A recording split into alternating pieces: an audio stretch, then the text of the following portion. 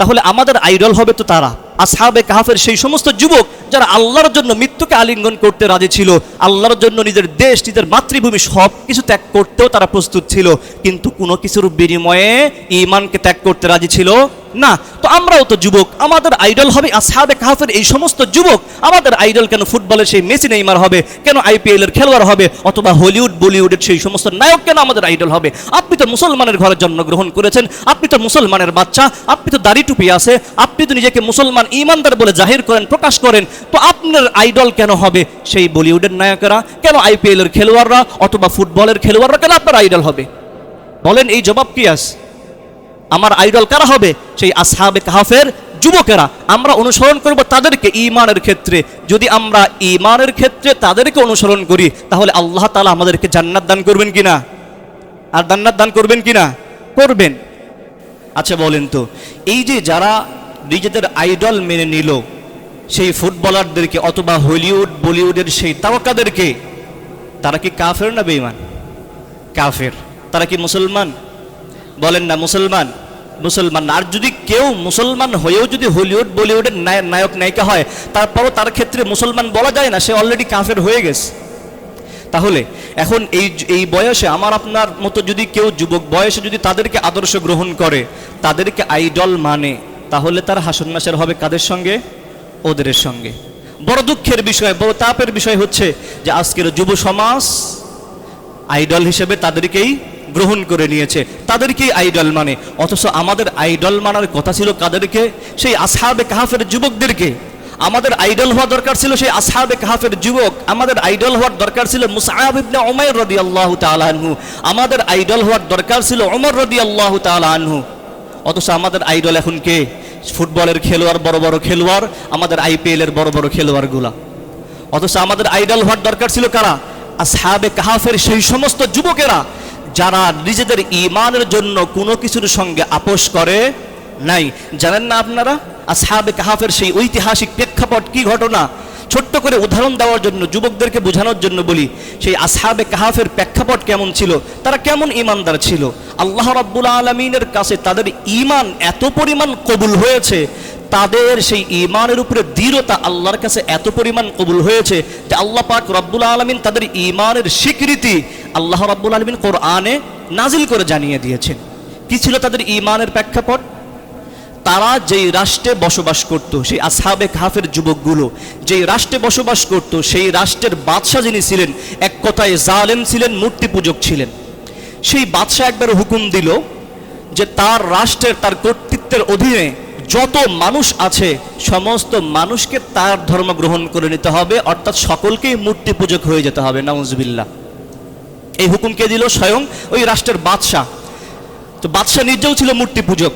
যখন সে এই হুকুম দিয়ে দিল যে তার রাষ্ট্রের যত মানুষ আছে, তার কর্তৃত্বের অধীনে যত মানুষ আছে সকলকেই তার ধর্মে ধর্মান্তরিত হতে হবে, সকলকেই মূর্তি পূজক হয়ে যেতে হবে, এই ঘোষণা যখন বাদশাহ দিয়ে দিল, তার হুকুম পেয়ে, তার আদেশ পেয়ে সেই রাজ্যের সমস্ত মানুষ, সেই দেশের সমস্ত মানুষ বাদশার আদেশ গ্রহণ করে নিল, বাদশার আনুগত্য স্বীকার করে নিল।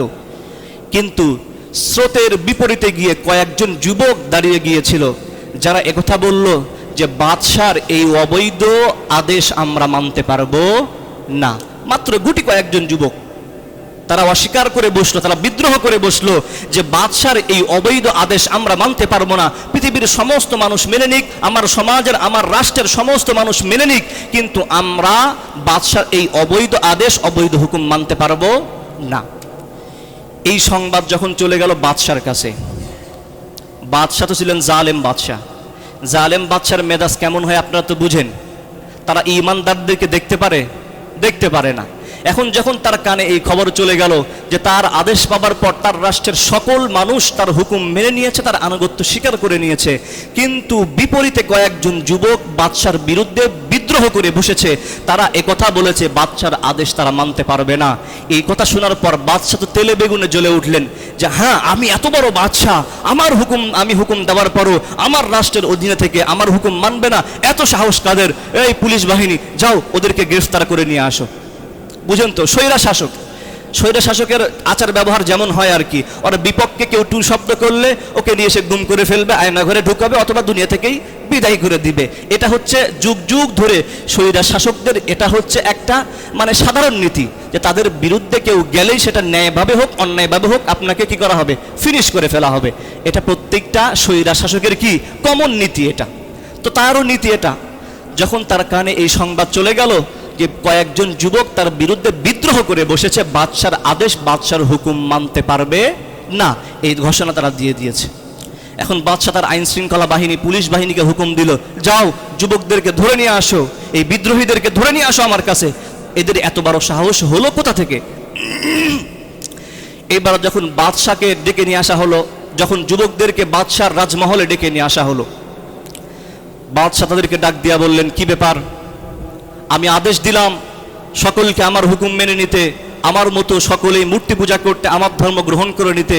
আমার এই আদেশ পাওয়ার পর আমার রাষ্ট্রের সকল মানুষ মেনে নিয়েছে, তোমরা গুটি কয়েকজন যুবক মাত্র কেন আমার আদেশ অমান্য করলা? আমার আদেশ মানতে অস্বীকৃতি জানাইছো, কেন বিদ্রোহ করে বসলা আমি বাদশার বিরুদ্ধে? যখন বাদশা তাদেরকে এই প্রশ্ন করলেন, বাদশার এই প্রশ্নের উত্তরে তারা যেই উত্তরটা দিয়েছিল, আল্লাহ রাব্বুল আলামিনের কাছে তাদের এই উত্তরটা অত্যন্ত বেশি পছন্দ হয়েছিল। আল্লাহ রাব্বুল আলামিনের কাছে এত বেশি পছন্দ হয়েছে যুবকদের এই উত্তর, আল্লাহ রাব্বুল আলামিন তাদের এই উত্তরকে কোরআনের ভিতরে সন্নিবেশিত করে দিয়েছেন। কি উত্তর দিয়েছিল তারা?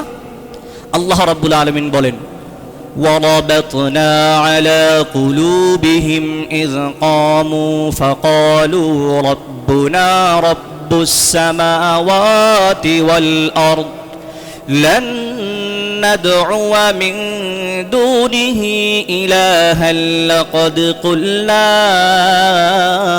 إِذًا شَطَطًا। আল্লাহ রাব্বুল আলামিন বলেন, যখন বাদশা তাদেরকে প্রশ্ন করলো, তখন বাদশার প্রশ্নের সম্মুখে দাঁড়িয়ে তারা যেই উত্তরটা দিয়েছিল, উত্তরটা ছিল এমন, যুবকেরা বাদশার প্রশ্নের উত্তরে বলল, ইল কামু ফাকালু রাব্বুনা রাব্বুস সামাওয়াতি ওয়াল আরদ। যুবকেরা স্পষ্ট ভাষায় বাদশাকে জানিয়ে দিল যে আমাদের রব হচ্ছে তিনি, যিনি আসমানের রব, যিনি এই জমিনের রব। লান নাদউয়া মিন দুনিহি ইলাহান, এই আসমান এবং জমিনের একচ্ছত্র রবকে ছেড়ে অন্য কোনো রবকে, অন্য কোনো ইলাহকে আমরা মানতে পারবো না। যদি এটার জন্য আমাদেরকে শাস্তির আওতায় আসতে হয়, সমস্ত শাস্তি আমরা মাথা পেতে নিব। যদি দেশান্তরিত হতে হয় দেশ ত্যাগ করব, যদি পরিবার ত্যাগ করতে হয়, নিজের ছেলে সন্তান বাচ্চা কাচ্চা ত্যাগ করতে হয়, সব কিছু ত্যাগ করব। কিন্তু এক মুহূর্তের জন্য এই ঈমান থেকে আমরা পিছু পাওয়া হব না। কি উত্তর দিয়েছে স্পষ্টভাবে?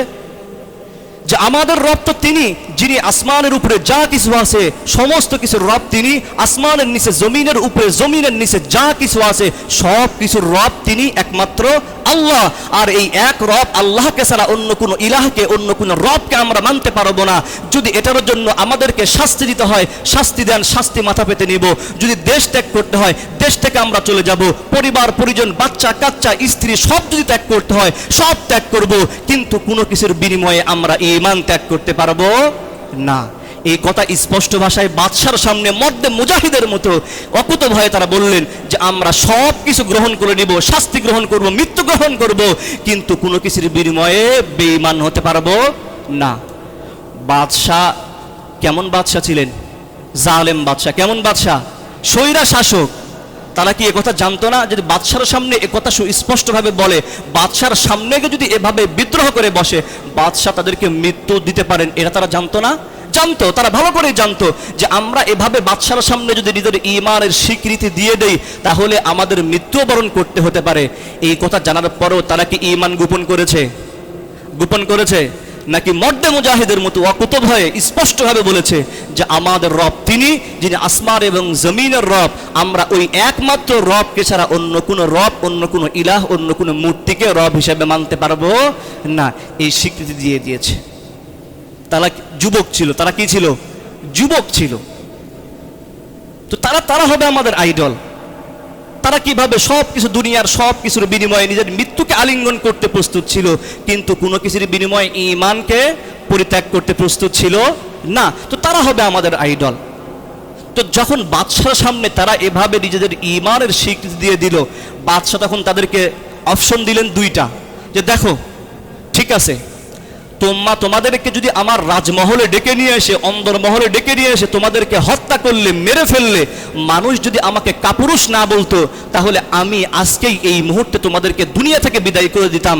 কিন্তু আমি তো বড় বাদশাহ, আমার অনেক ক্ষমতা, এখন তোমাদের মতো গুটি কয়েকজন যুবককে অন্দরমহলে মেরে ফেললে মানুষ আমাকে কাপুরুষ বলবে, এই ভয় যদি আমার না থাকতো, আমি তোমাদেরকে এই মুহূর্তে দুনিয়া থেকে বিদায় করে দিতাম। কিন্তু তোমাদের জন্য সময় দিলাম 7 দিন। অপশন দুইটা। 1 নম্বর অপশন হচ্ছে, হয় তোমরা ঈমান ত্যাগ করে আমার ধর্ম, আমার ঈমান গ্রহণ করবা, যদি এটা না করো দ্বিতীয় অপশন হচ্ছে তোমাদের দুনিয়া থেকে বিদায় করা হবে। 1 নম্বর অপশন কি?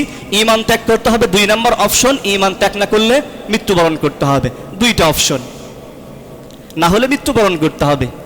তো যুবকেরা বাহিরে চলে গিয়ে তারা পরামর্শ করলো যে যদি আমাদেরকে দেশ ত্যাগ করতে হয়, পরিবার পরিজন, বাচ্চা কাচ্চা সব কিছু ত্যাগ করতে হয়, সব ত্যাগ করব, কিন্তু আমরা এক মুহূর্তের জন্য ঈমান ছাড়বো না। তারা দেশ থেকে পালিয়ে চলে গেল একটা পাহাড়ের গুহায় গিয়ে আশ্রয় নিল। নিয়ে সেখানে তারা প্রায় 309 বছর সেখানে তারা ঘুমিয়েছিল। কয় বছর? 309 বছর। এর ভিতরে দুনিয়ার সমস্ত যুগ সবকিছু পাল্টে গেছে। ওই বাদশা কোথায় চলে গেছে? জাহান্নামে চলে গেছে। যুগের পর যুগ অতিক্রম হয়ে গেছে। তারা ঘুমিয়েছিল কত বছর? 309 বছর। আচ্ছা বলেন তো, এই বাদশাকে এই যুবকদেরকে মারার চেষ্টা করেছিল না? মারার হুমকি দিয়েছিল কিনা? দিয়েছিল। যদি তাদেরকে 7 দিন পরে পেত, তাদেরকে খুঁজেও ছিল, কিন্তু তাদেরকে খুঁজে পায় নাই। যদি খুঁজে পেত তাহলে তাদেরকে মেরে ফেলতো কিনা? অবশ্যই মেরে ফেলতো, একথা নিশ্চিত। তাহলে এখন বাদশা তো যুবকদেরকে মেরে ফেলতে চেয়েছিল, কিন্তু আল্লাহ তাআলা যুবকদেরকে বাঁচাতে চেয়েছিলেন।